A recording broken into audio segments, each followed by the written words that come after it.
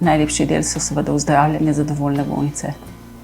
Najhujši del pa seveda tiste bolnice, ki jim kljub temu, da poskušaš narediti vse, ne moreš pomagati in jih bolezen premaga.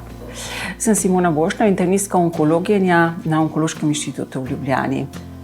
Pravzaprav odločitev na fakulteti za onkologijo zame ni bila težka, so se pa vsi kolegi čudili, zakaj bi se nekdo odločil za tako težko in morbidno stroko. In ta težka in morbidna stroka je morda ostala težka, vsekakor pa že dolgo ne več morbidna ob vsem razvoju onkologije, ki smo mu priča v zadnjih 30 letih. Rak dojke je najpogostejši rak pri ženskah in do 75. leta starosti bo vsaj vsaka 10.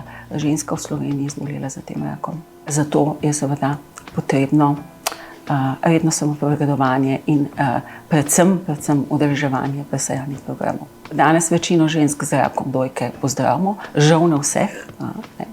Je pa znanost in medicina na dobri poti, da bo odstotek tistih, ki jih ne pozdravimo, vedno manjši in manjši. Ampak že v tem trenutku lahko rečem, da vsaj 3/4 bolnic zagotovo pozdravimo. In seveda vsaka ženska, ki zboli, ima zelo veliko možnost, da bo med temi, ki bodo pozdravljene, ne med tistimi, ki se jim bo bolezen ponovila in bodo zaradi te bolezni umrle.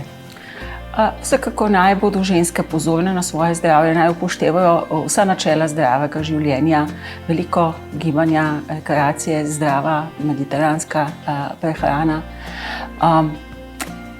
Redno obiskovanje zdravnika ob kakršnihkoli novih težavah, ne samo nekih novih zatrdlinah v dojki, ampak tudi nekih simptomih, ki niso normalni, ki so na novo nastali.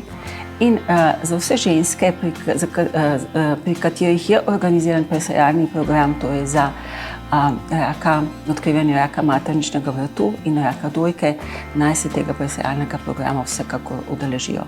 In seveda ne pozabim tudi presajalnega programa SVIT.